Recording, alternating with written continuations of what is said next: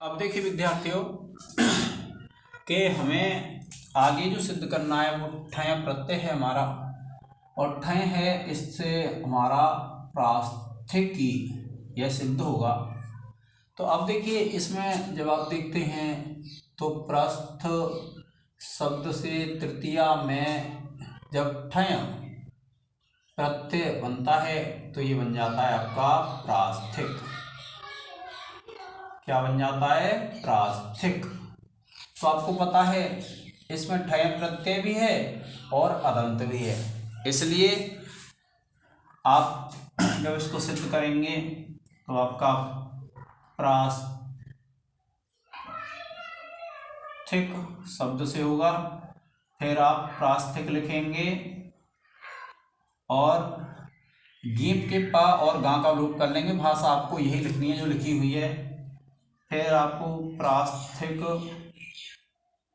इसकी भाषांज्ञक आ का लोप कर लेंगे, यच भम से इसकी भाषांज्ञा हो जाएगी और यश्चेति च सूत्र से इस आ का लोप हो जाएगा और फिर इसको जोड़ देंगे प्रास्थिक की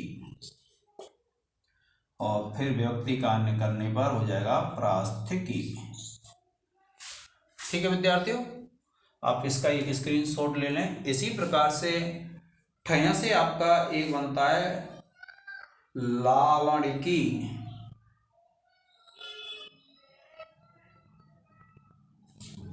क्या बनता है? ये जो लवण शब्द है इसमें जब ठय लगाते हैं तो ये बन जाता है आपका लावणिकी। तो इसमें भी क्या करना है विद्यार्थियों? सॉरी, हाँ, ऐसे ही लावणिक बनता है और लावणिक बनेगा तो इससे प्रास्थिक की जगह हम लावणिक लिख देंगे और ये इसी प्रकार से आपका लावणिकी भी बन जाएगा।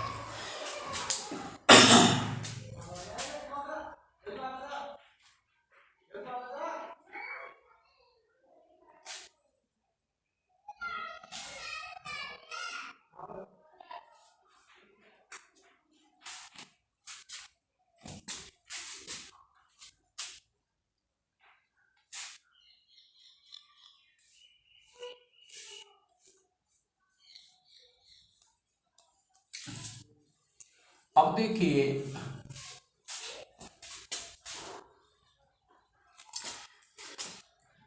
एक तो प्रत्यय रह गया हमारा कय। तो देखिए कय प्रत्यय से जो बना हुआ शब्द है वह है हमारा यादृश। तो यादृशी सिद्ध करेंगे हम। तो आप लिखेंगे यादृश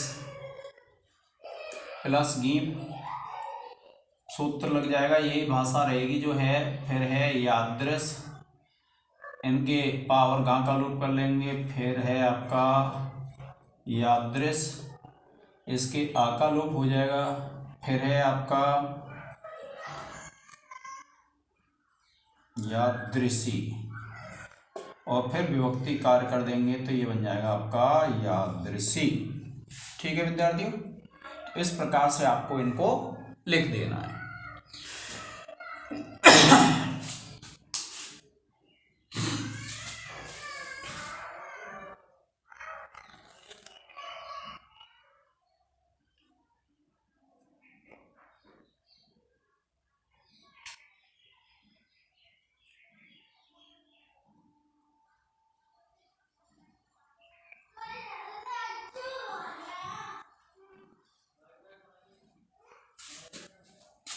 और फिर देखिए अंतिम हमारा जो प्रत्यय रह गया है वह प्रत्यय रह गया हमारा क्वरप।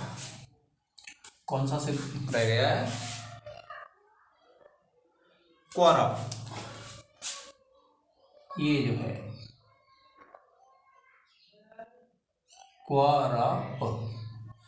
अब इस प्रत्यय को जब देखते हैं आप तो जो क्वरप प्रत्यय है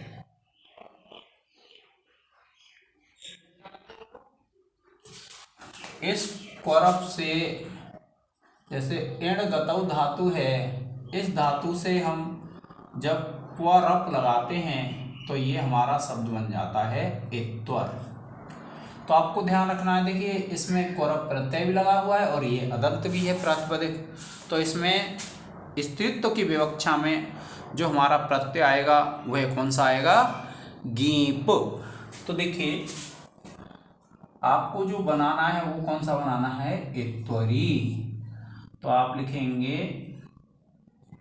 इत्वर प्लस गीप। आपके सूत्र की आप लिखेंगे सूत्र से स्त्रीत्व में गीप का आगम, फिर आप लिखेंगे इत्वर प्लस दीर्घ ई है, आप लिखेंगे अलंत्यम सूत्र से गीप के प्रकार की संज्ञा और लसक तद्धित सूत्र से गीप के गकार की संज्ञा तथा तस्य लोपः सूत्र से दोनों का लोप। उसके बाद यचभम है, तो आप इत्वर के आ का लोप करेंगे, तो आप लिखेंगे इत्वर, तो आप लिखेंगे यचभम सूत्र से इत्वर के आकार की भासंज्ञा तथा तस्य लोपः तथा यस्येति च सूत्र से भासंज्ञक आकार का लोप। जब लोप हो जाएगा तो हम इसको संयोग कर लेंगे और ये बन जाएगा इत्वरी अधीनम परेण संयोजन सूत्र से, और फिर हम विभक्ति कार्य कर देंगे और ये बन जाएगा इत्वरी।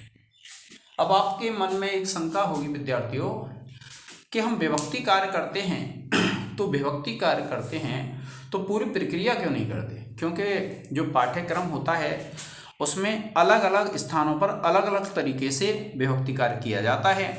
तो इसलिए आपको यह ध्यान रखना है, हमें जहाँ अंक निर्धारण हो विभक्ति कार्य उतना ही करना है, हमें लिख देना है स्वादि कार्य करने पर अथवा विभक्ति कार्य करने पर रूप से। तो आज के इस लेक्चर में विद्यार्थियों इतना ही। जय हिंद, जय भारत।